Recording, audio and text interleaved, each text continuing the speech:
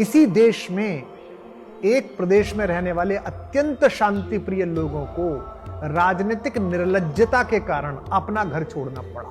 47 तो मैंने मान लिया अंग्रेज करके गए कि भारत के लोग इधर चले गए, उधर के लोग इधर आ गए, चलो मान लिया मैंने। अब कौन करके गया था भाई साहब? ये कुमार विश्वास के ये शब्द उस पीड़ा का शाब्दिक चित्रण है जो कश्मीर में रहने वाले निर्दोष पंडितों की कहानी का एक हिस्सा है। ये वो हिस्सा है जो घाटी में आतंक का एक दुर्दांत किस्सा है। जेनजी के डिजिटल प्लेटफॉर्म जिंदाबाद पर एडिटर इन चीफ रोहित सावल के एक सवाल का जवाब देते हुए कवि कुमार विश्वास भावुक हो जाते हैं और अपनी भावनाओं को समेटते हुए वो कश्मीरी पंडितों का वो दर्द बता रहे हैं जिसमें लाखों कश्मीरी पंडितों को रातों रात अपने घरों को छोड़कर भाग जाने का फरमान जारी हुआ था। अपने घरों में बैठा हुआ सुबह सुबह शंकर का जाप करता हुआ, शंकराचार्य पे दर्शन करता हुआ भट्ट, सुबह सुबह अपना काम करता हुआ एक लिड्डू, सुबह सुबह अपना काम करता हुआ एक धर, अचानक आपके गुंडों ने कहा कि सुबह तक छोड़ जाओ, लड़कियां छोड़ जाओ, नहीं तो। और बदतमीजियां तुमने उनके साथ करी, सरकारी अधिकारियों को गोली मारी, जज को गोली मारी आपने भरे चौराहे पे आतंक फैलाने के लिए, और आप निर्लज्जों की तरह दिल्ली चुप बैठी रही। जिसकी भी सरकार थी और जिसके भी समर्थन से थी और जो भी लोग थे, भाग रहा है बेचारा। आपने पूछा, आपने जम्मू में उनके शिविर देखे कभी? फिल्म बनाई किसी ने? जो बंबई में जिनको मिर्च लगी है, इनसे पूछो उन्होंने फिल्म बनाई क्या? कश्मीरी विस्थापित इनको समझ में नहीं आया क्या? इन्होंने देखे क्या? कुमार विश्वास आगे बढ़ते हैं और ब्राह्मणों की उस स्थिति का जिक्र करते हैं जहां राजनीतिक कैनवास पर ब्राह्मणों को लेकर अफवाहों का सौदा हो रहा है। प्रचंड मूर्खताएं की बात है कि ब्राह्मण जो है वो सीता का अपहरण करने लगे। किस ब्राह्मण ने कहा कि रावण ब्राह्मण है?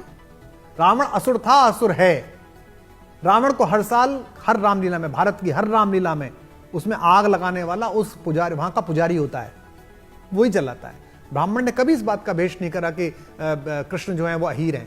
कृष्ण भगवान है, परात्पर ब्रह्म है, मेरे देवताएं हैं। कुमार विश्वास ब्राह्मणों की उस चेतना के बारे में भी बताते हैं जहां कंठ में मंत्रों को सुरक्षित रख ब्राह्मण 1000 साल तक विधर्मियों का मुकाबला करते रहे।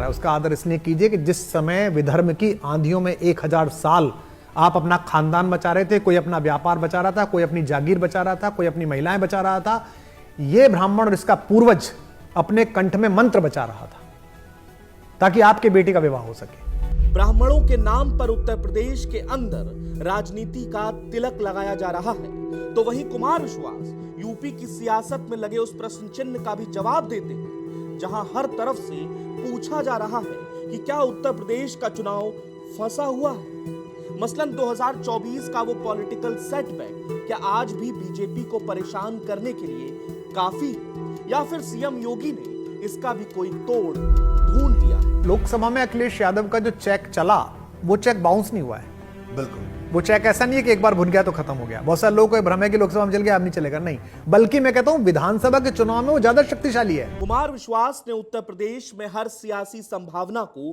कबूला है और साथ ही बताया है कि यूपी का राजनीतिक दंगल एक तरफा तो बिल्कुल नहीं है। मैदान को आप एक तरफा मैदान ना माने। अभी आज जब मैं इंटरव्यू दे रहा हूं आपको, ऐसे समय में मैदान एक तरफा नहीं है। अभी मैदान काफी फंसा हुआ है, ट्रिकी है, अपने अपने लाभ हैं, अपने अपने नुकसान हैं। कुमार विश्वास के ये शब्द राजनीतिक कॉरिडोर में हंगामा खड़ा करने के लिए काफी है और काफी है उस राजनीतिक दल के चमचमाते हेडक्वार्टर में चिंताओं की लकीर खींचने के लिए जो उत्तर प्रदेश में चुनावी मशाल लेकर उतरने वाले हैं। वर्तमान में कुमार विश्वास ने खबर कर दी है कि खबरदार रहना है, मतलब चुनाव का परिणाम किसी एक की झोली में जीत का लड्डू नहीं थमा रहा, बल्कि ये चुनाव फंसा हुआ है।